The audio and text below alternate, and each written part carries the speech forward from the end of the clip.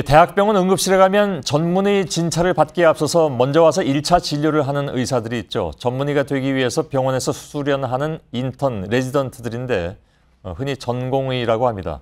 가끔 텔레비전 드라마에도 이 전공의들이 과로에 시달리는 모습을 보곤 합니다.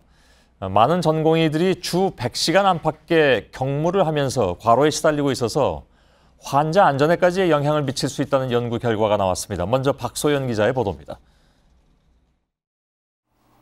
지금 몇 시야? 12시 다 됐어. 아이씨. 나 늦었어. 잠에서 깬 전공의가 서둘러 병동으로 뛰어나갑니다. 선임의 불호령에 기합을 서는 것도 부지기수입니다.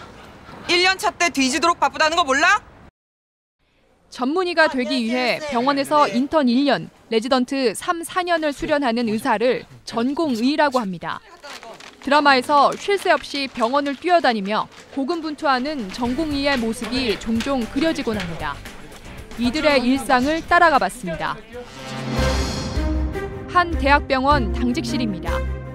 좀 지저분해가지고 2층 침대 위에 수련복이 널려 있습니다. 야간 당직 때 전공의들이 쪽잠을 자는 곳입니다. 당직이 않은 날도 11시, 12시에 퇴근하는 걸로 알고 있습니다. 그리고 다음날 아침 5시에 오죠. 그러니까 그걸 오프라고 하더라고요. 전공의들의 속사정을 들어봤습니다. 사실은 병원 안에서는 어떻게 보면은 저희가 가장 밑에 있는 의뢰 입장이거든요. 어디 하소연할 데도 없고. 혹독한 근무 시간에 대한 얘기부터 털어놓습니다. 1년 365일 중에 병원에 내가 안 가도 되는 날은 휴가 1년에 주는 휴가 7일 그게 전부예요. 근데 약을 타러 갈 시간이 없어요.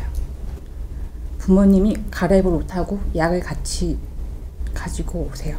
병원으로. 국내 전공의 1,745명에게 근무 시간이 얼마나 되는지 물었습니다. 평균을 내보니 일주일에 93시간 동안 환자를 돌보고 있었습니다. 인턴의 경우는 더 취약해 116시간에 이릅니다. 법정 근로시간 40시간의 3배에 육박합니다. 해외의 경우와 비교를 해봐도 미국 64시간, 호주 55시간보다 훨씬 깁니다. 전날 이제 오프라서 충분히 한 4-5시간 잤을 때는 이게 제가 생각해도 민첩하게 빨리빨리 일이 되는데 이제 그 컨디션이 내가 안 좋거나 이러면 정말 한 번에 했어야 될 환자도 뭐 한 2번, 3번에 실패를 한다거나. 장시간 근무와 과로는 환자 안전에 직결된 문제일 수밖에 없습니다. 실제로 전공의 9.7%가 최근 3개월 사이 의료 과실을 저질렀다라고 털어놓았습니다. 의료 사고로 이어질 뻔한 아찔한 순간도 45.2%가 있었다라고 대답했습니다. 근무 시간이 늘어날수록 집중력이 떨어지고 실수할 가능성들이 높아지고 그로 인해서 환자들이 위험에 처할 가능성이 높아진다는 거죠. 전공의 72.9%가 병동이나 심지어 수술실에서 본인도 모르게 졸았던 경험이 있다고 고백했습니다. 수술 시야를 확보하는, 그러니까 뭐 당기고 있고 보여드리고 이런 이제 입장이 많은데 좀 졸리죠. 이제 그러면 졸리면 꼭 졸면서 이제 하는 거고. 이런 전공의를 바라보는 환자들은 불안할 수밖에 없습니다. 교수님은 한번 회진하러 올 뿐이지 중간중간에 환자에게 응급사항이 발생했을 때 그 모든 처치들은 다 전공의 1년차들이 하거든요. 항상 바쁘고 또 항상 피곤해 있고. 지난해 7월 전공의의 주간 근무 시간이 최대 88시간을 초과할 수 없도록 수련규칙 표준 개정안이 만들어졌습니다. 하지만 현장에서는 제대로 지켜지고 있지 않습니다. 당직표를 2개를 만들었어요. 실제 근무하는 당직표, 전공의들과 간호진들이 보는 당직표와 이제 제출해야 하는 당직표. 제출한 당직표 상에는 이제 인원을 이제 시간에 맞춰서 끼워 넣는 거죠. 매년 의료 분쟁이 증가하는 것도 전공의들의 과로와 무관하지 않습니다.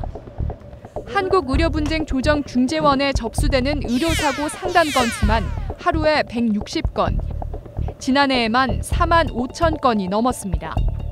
그런데 전공의들을 괴롭히는 건 과로뿐이 아닙니다. 대구의 한 병원 응급실입니다. 서변요. 내가 잘못된 건 없잖아. 아니 잘못된 건 아니야. 밤낮을 가리지 않고 실려오는 주치자 때문에 병원은 몸살을 앓고 있습니다. 술 드시고 오셔서 뭐 안에서 욕을 하신다거나 난리를 내시면 저희 같은 경우에는 일단 거기에 이제 정신 팔려가지고 이제 환자분들 중요한 걸 놓칠 때가 많기 때문에 주먹을 휘두르는 환자도 있습니다. 지난 2월 경남 창원의 한 종합병원입니다.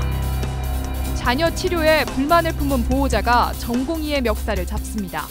벽에 밀치고 얼굴을 때립니다. 인턴 9.3%는 환자나 보호자에게 맞은 적이 있다고 대답했습니다. 응답자 절반에 가까운 41%는 욕설이나 언어 폭행을 당했다고 말했습니다. 전공의들의 정신건강 상태 역시 심각한 수준입니다. 과도한 근무 환경에 제대로 쉴 수조차 없어 전공의 36%가 우울증을 경험했습니다. 이는 나이와 성별이 같은 임금 근로자와 비교했을 때 13배나 높습니다. 심지어 스스로 목숨을 끊을 생각을 진지하게 한 적이 있다라고 응답한 비율은 15배가량 높습니다. 과로를 하면 분명히 힘들고 우울해지는 게 있는데 일을 잘못했을 때 그 환자에게 가할 수 있는 위해가 굉장히 크기 때문에 거기에 대한 압박감이 굉장히 커요.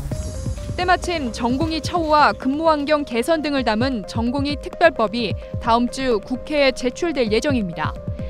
근무 시간을 최대 주 88시간으로 제한하고 전공의 수련병원 평가기구를 독립하는 내용 등을 담고 있습니다. 하지만 의료 인력을 늘려야 하고 의료 수가와 건보료 인상으로 이어질 수밖에 없어 법 제정까지는 넘어야 할 산이 많습니다. JTBC 박소연입니다.